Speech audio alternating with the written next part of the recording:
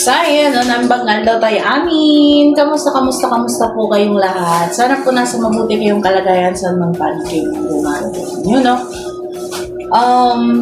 Sana po nasa mabuti kayong kalagayan kahit saan man po kayo kasi lalo na ngayon sobrang laming kalamidad ang nangyari sa ating mundo o dito sa Pilipinas. So, sana nasa mabuti po kayong kalagayan at sa mga naapektuhan po dyan ng lindol, ng mga bagyo ay pray lang po tayo at makakaahon din po tayo sa tulong at awa ng ating Ama.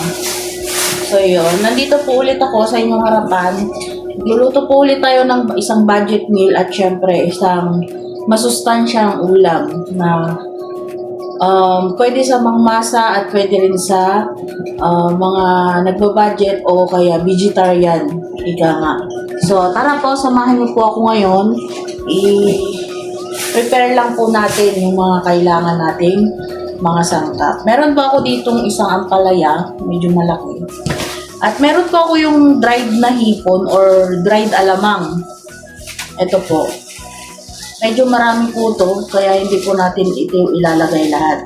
Para po sa susunod na magugulay tayo ay pwede rin po natin ilagay ito. Meron po tayong luya. Hindi po natin ito ubusin, konti lang. Ayan, hinati ko lang po. Ayan, maliit lang. Meron po tayong kamatis. Ang kamatis na gold. Opo. Ito po, 3 peraso ay 19 pesos. Maliliit lang po siya. At syempre, meron po tayong bawang at meron po tayong sibuyas.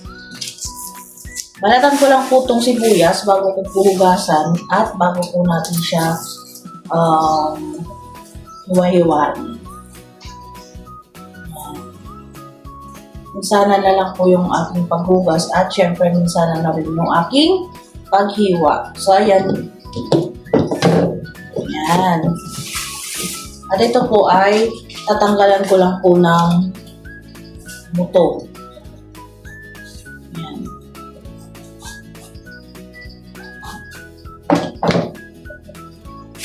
Ang kilo din po na itong ampalaya ay 140. Ito pong isang pirasong to ay 42 ata. 42 nga po. Pero ito po ay isasama lang po natin sa ating gugulayin for today's video. Ito po ay nakapagluto naman na po ako nito. Itong lulutuin ko. Nakapakita ko na po sa inyo kung paano ako magluto ng ganito. Pero hindi ko po alam, hindi ko pa po ata na ipakita sa inyo na naglagay naman ako ng bagoong isda. Ito po yung ating pampalasa naman ngayon. Kasi nung nakaraan na hindi po ganyan yung nilalagay ko. Pero may time po na naglalagay ako niyan kasi mas malasa po siya. So ayan, tinanggal lang po natin yung nasa loob at kinahid ng kutsara yung nasa puti-puti niya. So tara po at samahan niyo po ako. Hugasan ko lang po saglit bago po natin tuluyang gayatin ng mga sangkap. Yan, pagsasabay-sabayin ko na po siyang hugasan. So ayan po, nahugasan ko na po at dito po sa mangkok, maglagay lang po ako ng tubig at saka lagyan ko po ng konting asin. Kasi uunahin ko po itong hihiwain at ibababad po natin ng konti diyan.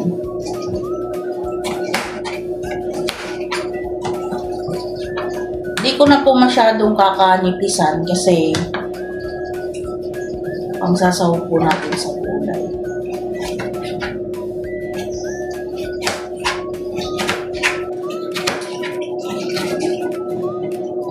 Sarap po sana to, merong dahon ng malunggay, kaso po ay wala na pong dahon ng malunggay. Wala po kasi akong makuha ng dito sa malapit kasi puro bahay na po dito.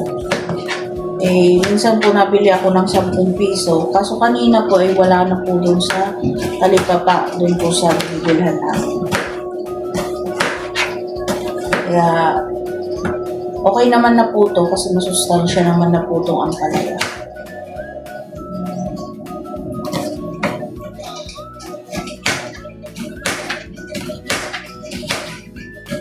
gusto po namin ni Kuya Lito tong bunga ng ampalaya.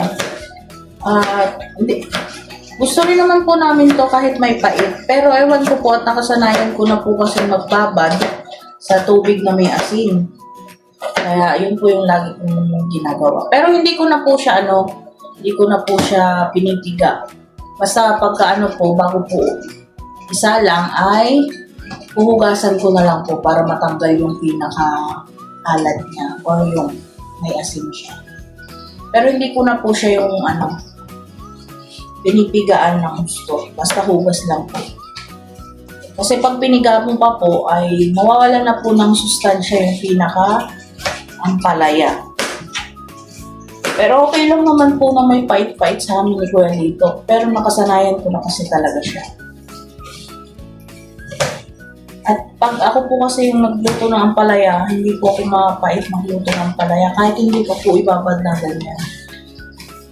Pero ewan ko ba at kasanayan ko po kasi yan mula ng bata ko. Kaya yan ang po ang lagi kong ginagawa. Meron pa po akong isang ampalaya dito. Bali dalawa po to. Yan. Bukas naman po ay lalagyan ko ng itlog. Mayroon na po tayong ulam bukas ng hapon o bukas ng gabi. Bali po yung dalawang yan ay nasa 70 plus po, 70 pesos. Pero itong isa lang po na to, mas malaki. Una ko po kasi itong pinatimbang, 42 pesos. Mas maliit po kasi yun.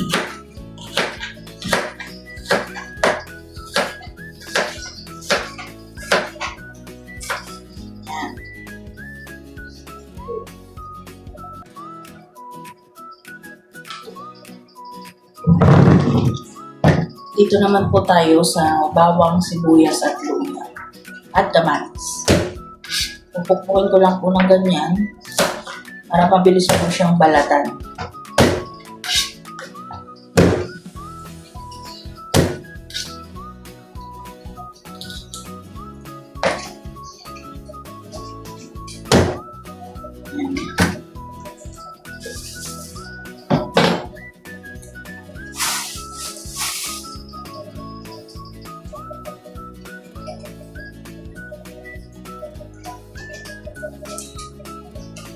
Dito na po pala si Kuya Lito, nagpapahinga po. Medyo maaga po siya kanina kasi sobrang lakas po ng ulan. Naampiyasan po siya. Nabasa po yung damit niya, kaya umuwi na lang po siya. Yan naman po yung sabi ko sa kanya, kung sakaling nababasa kang gano'n, maiging umuwi ka na lang. Kasi kaysa naman magpatuyo po siya. Sa mga nag-aalala po pala, kasi yan nga, may mga kalamidad na inaabangan or sinasabi na lilindol. Sa mga nag-aalala po kay Kuya Lito, malapit lang naman po itong tinitirhan namin sa palengke. Maya't maya po ako napunta doon, sinisilip ko siya. Hindi po kasi ako makapag-stay doon na kaming dalawa yung magtitinda kasi alam niyo naman po ang inyong lingkod, may mga inaasikaso din po ako. Pero pag wala naman na po akong ginagawa, ay pinupuntahan ko po siya doon. Ayan. At saka nakapag-usap naman na po kami na once sakaling ganong lumindol, ay tatakbo po ako agad sa kanya. Ayan, ang hirap. Mahirap ang mga maraming kalamidad. Kaya sa lahat po, mag-iingat po tayo. Manalangin lang po tayo. Wala pong ibang tutugon sa mga kaanungan natin, kundi ang ating amang may kapal lamang. Ngayon po, pinalatan ko po yung aking luya kasi ang pangit ng balat ng aking luya. May itim-itim, kaya tinugasan ko na siya. Kaya, pinalatan ko na lang. Pero hindi naman po siya sira. May maitim-itim lang. Parang ang pangit naman kung tignan. Kaya binalatan ko na lamang po. Kadalasan po kasi pag magluluya ako ay hindi na ako magbabalay.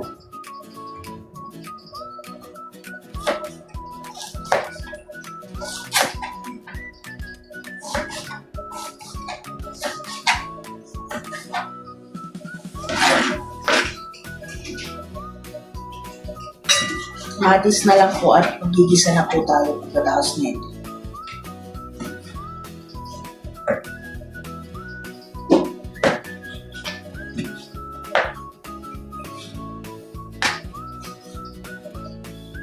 Kayo po, anong ulam nyo ngayon? Anong niluto nyo ngayon? Mga kamami, kananay dyan na laging nagluluto at namumroblema ng uulamin ng mga junakis at asawa. Na syempre, yung budget meal, swak sa bulsa. Share nyo po sa akin, baka pwedeng mangopya. Kasi, ano po, diba? Nakaka-ano rin ng laging isip ng ulam. So, ito po yung ating sahog. Yung ano nga po, yung hito na maliliit or dried alamang. So, yan. I-ready ko lang po at magigisa na po tayo.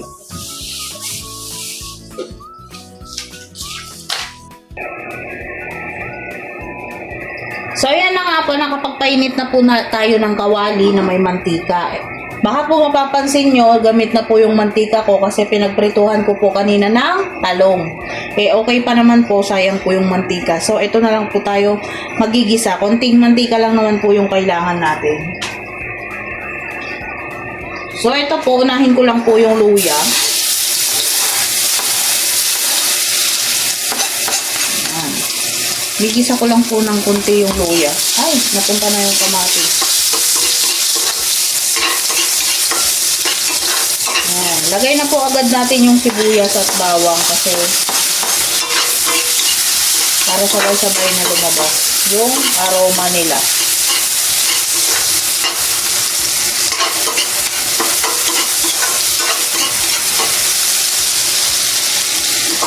Ito na po maliit na kawali lang ang ginamit ko kasi masayaw po yung ating kawali. Ililipat ko rin po ito pagkagisa ko na. Ayan. Pagkalabasin lang natin yung aroma niya. Mag-brown na po siya agad kasi mainit na po pala yung aking tawag nun, mantika. So, lagay ko na po agad itong kamatis. Ayan.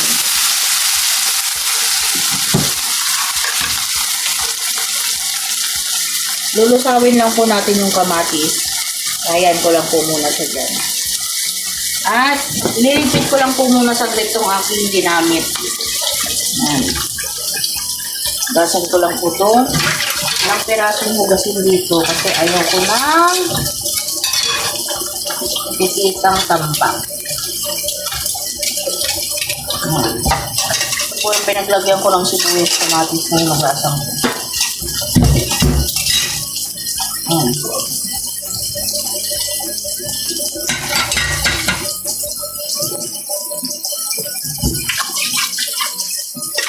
Ganda po kayang lababo kung walang gasin. Kahit maliit, kahit luma ang lababo, basta walang kalat, diba ho?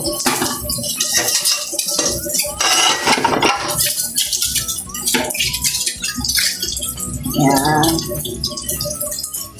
Balik po tayo sa ating niluluto. Ayan. Ganyan po kasi ako pagka sabay-sabay ko na para, sorry po, pagkatapos ko pong magluto ay okay na po lahat.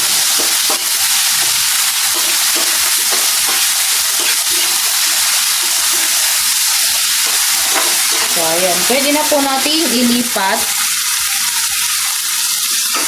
So, meron po akong pinakulo na dito kanina na munggo. Yes po, munggo for today's video. Ayan. Nilagay na po natin yung ating ginisa. Magdadagdag lang po ako ng konting sabaw para may sabaw po tayo. Alam niyo naman po ang ating Bera at Kuya dito nyo, mahilig sa sabaw. Ayan. Saglit na lang po ang luto nito kasi yung ating munggo ay napakuluan ko na po kanina ng matagal. Gusto ko po kasi yung munggo ay yung alsang-alsa. Masarap po kasi sa munggo yung ganon.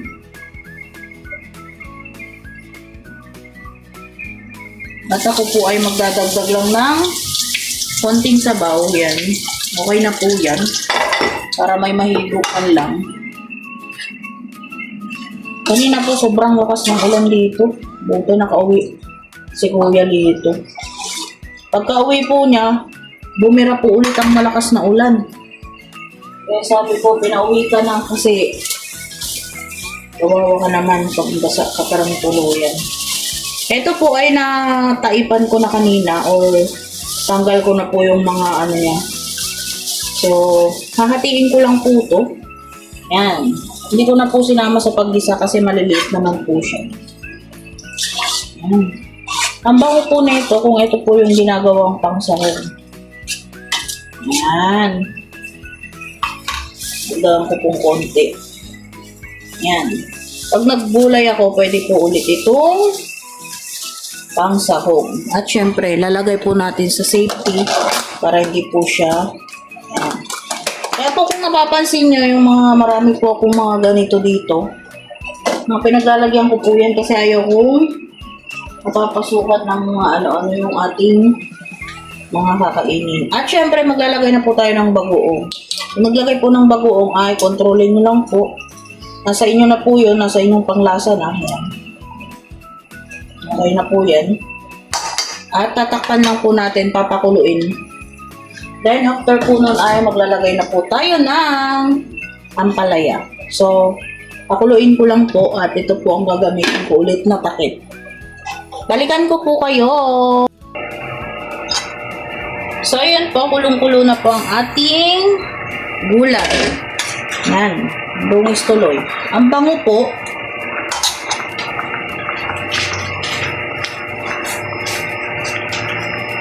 Asin lang po natin ng konti at humihi po kasi ako kaya hindi ko po na ano agad na kumukulo na. Ayan, nagdumis ang ating kaldero or kaserola. Yan. Yan po, kulong-kulo na po siya. Nahugasan ko na rin po yung ating ampalaya. Lalagay ko na po. Hindi ko na po siya masyadong lulutuin ng husto yung ampalaya. Sarap po siya pag hindi po siya overcook. Yan. Pakuloan lang po natin ng konti. Wow. Napakabang po gawa ng dried hipon or alamang. Gasan ko lang po saglit tong takip.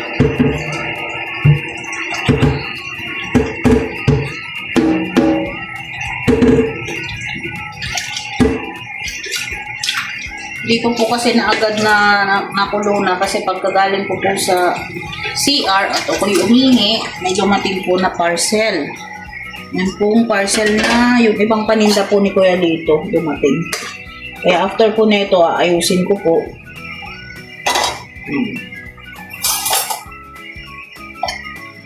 Titigman ko lang po, pakulo na po siya. Sarap. Bango. So, okay na po siya. Naglalagay lang po ako sa mangkok para makita nyo po kung anong itsura ng ating ulam for today's video. So, ayan. Okay na yan. Ang thumbnail lang po natin. So, papatayin ko na po. Okay na po siya. Tulog pa po kasi ang Kuya Lito, kaya mamaya na po kami kakain. Para naman po makapagpahinga siya. So, ito na po ang ating ulam for today's video. Munggo po na may ampalaya. Bunga ng ampalaya. Then, ang pinampalasa ko po ay bagoong isda. So, kung nakain po kayo nito ay, tarak po, kain na po tayo. Thank you po sa panonood. God bless us all. Bye!